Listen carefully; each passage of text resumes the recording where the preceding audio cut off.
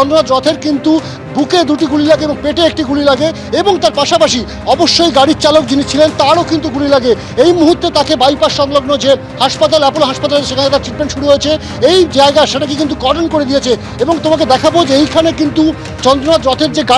গাড়ির কাঁচ ভেঙে বুলেট ভেতরে ঢুকেছিল, সেই গাড়ির কাঁচ কিন্তু এখানে পড়ে রয়েছে। স্বাভাবিকভাবে অত্যন্ত পরিকল্পনা মাফিক কিন্তু ঘটনা ঘটেছে। যশোর রোড থেকে প্রায় খুব কম হলেও 400 থেকে 500 মিটার ভেতরে জায়গাটির নাম হচ্ছে কিন্তু দোহারিয়া এই রাস্তার জায়গাটির নাম, এবং শেখ মুজিবুর রহমান রোড, এইখানেই কিন্তু যাবতীয় ঘটনাটি ঘটেছে। এবং এই যে গাড়িটি দেখতে পাচ্ছ, এই গাড়িটি কিন্তু পথ আটকে দাঁড়ায় শুভেন্দু অধিকারী আত্মসহায়কের, এবং সেই গাড়ি সেই মুহূর্তে কিন্তু পুলিশ কর্ডন করে রেখেছে। এই গাড়ি ফরেন্সিক হবে। এই মুহূর্তে কিছুক্ষণ আগে কিন্তু ডিজি সিদ্ধিনাথ গুপ্তা যারা জানাচ্ছেন যে এই 4 হুইলার গাড়ির যে নাম্বার প্লেট পাওয়া গেছে, সেই নাম্বার প্লেট কিন্তু তার যোগ পাওয়া যাচ্ছে শিলিগুড়িতে এক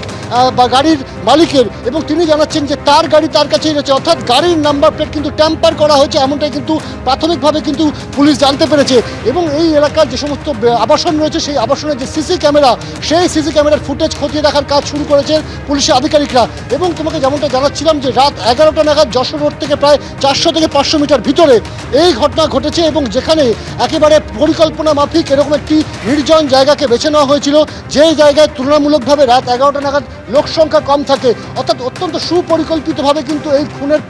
সেই প্লট সাজানো হয়েছিল এমনটা কিন্তু মনে করা হচ্ছে। এবং তুমি দেখতে পাচ্ছ যে এই যে গাড়ি, সেই গাড়িটিকে কিন্তু ব্যবহার করা হয়েছিল যাতে রাস্তায় পথ আটকে দাঁড়ানো সম্ভব হয়। শুধু তাই নয়, পাশে কিন্তু বাইকে করে যে আততায়ী এসেছিলেন, সেই বাইক নিয়েই কিন্তু পাড়ায় কিন্তু 2 আততায়ী, এমনটাই কিন্তু প্রাথমিকভাবে পুলিশ মনে করছে। এই এলাকার যে সমস্ত আবাসন রয়েছে, আবাসনের যে সিসি ক্যামেরা, সেই সিসি ক্যামেরা কিন্তু খতিয়ে দেখার কাজ শুরু করেছেন পুলিশের তদন্তকারী আধিকারিকরা। তোমাকে জানিয়ে রাখবো, ইতিমধ্যে যে খবর আমরা পাচ্ছি যে মধ্যমগ্রাম থানার আন্ডারে এই ঘটনা ঘটেছে, তদন্ত তারা শুরু করেছেন, এবং এই গোটা ঘটনায় কিন্তু তদন্তে অ্যাসিস্ট করছে কিন্তু সিআইডি, রাজ্য পুলিশের সিআইডি, তারা কিন্তু তদন্তের অ্যাসিস্ট করতে শুরু করেছেন এই ইতিমধ্যে। এবং তোমাকে দেখাবো যে রাস্তায় যে কাঁচের যে স্ক্রিনটি পড়ে রয়েছে, সেই স্ক্রিনটি কিন্তু এই স্ক্রিন ভেদ করেই কিন্তু গুলি ভেতরে ঢুকে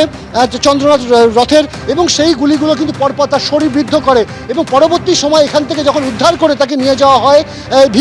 ভিবিসি সিটি হসপিটালে, সেখানে নিয়ে যাওয়ার পর তাকে কিন্তু চিকিৎসকরা মৃত বলে ঘোষণা করেন। স্বাভাবিকভাবে গোটা ঘটনার পরই কিন্তু গোটা এলাকায় কিন্তু উত্তেজনা ছড়িয়েছে। এখানে যে বহুতলগুলি রয়েছে তুমি দেখতে পাচ্ছ, এই বহুতলের যারা আবাসিক, তারাও কিন্তু গোটা ঘটনায় কিন্তু কিছুটা হতচকিত, এবং তারা কিন্তু মনে করছেন যে এইভাবে এই ধরনের ঘটনা এখানে কিন্তু এর আগে কখনো ঘটেনি। এবং এই যে দোহারিয়া বলে যে জায়গা, সেই দোহারিয়া বলে জায়গাটি কিন্তু মূল যে যশোর রোড, সেই যশোর রোড থেকে কিন্তু প্রায় 400 থেকে 500 মিটার দূর। তবে একটা কথা অবশ্যই বলে রাখার, যে এই যে ঘটনাস্থল থেকে কিন্তু দোলতলা পুলিশ লাইন, অর্থাৎ দোলতলায় যে পুলিশ লাইন রয়েছে, তার দূরত্ব কিন্তু খুব বেশি হলে 1 কিলোমিটার বা 1.5 কিলোমিটার হবে, তার বেশি হওয়ার কথা নয়। অর্থাৎ একেবারে বলা যায় যে পুলিশের নাকের ডগায় রাজ্যের বিরোধী দলনেতা শুভেন্দু অধিকারী আত্মসহায়ক, তাকে খুন করার এই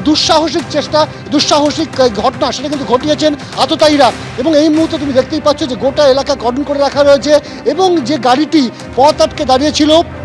সেই গাড়িটি কিন্তু এই মুহূর্তে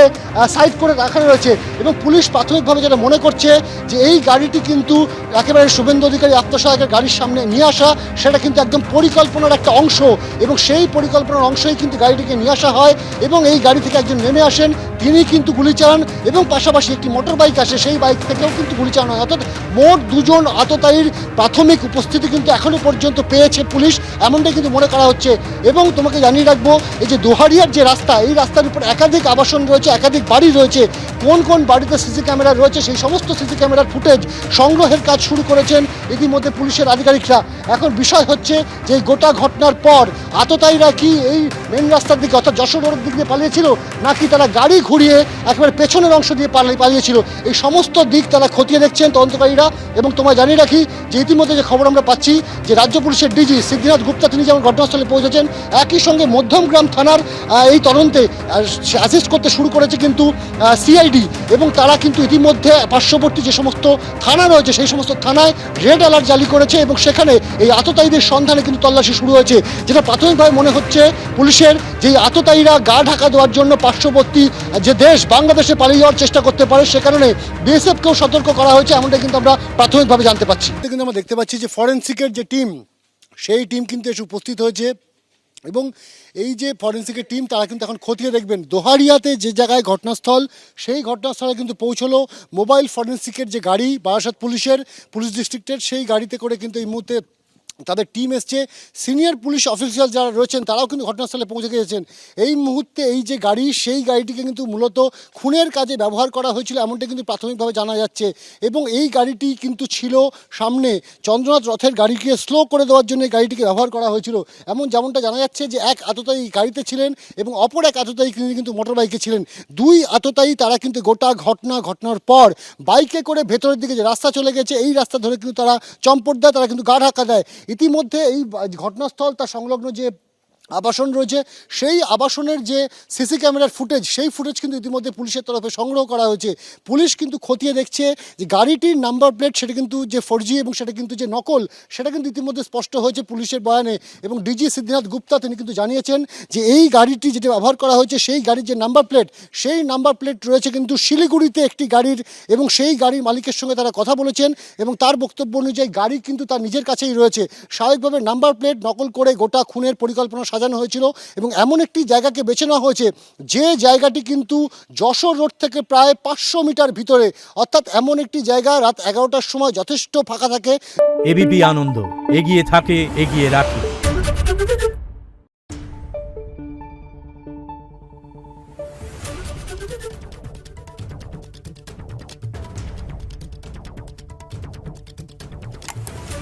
Thank you.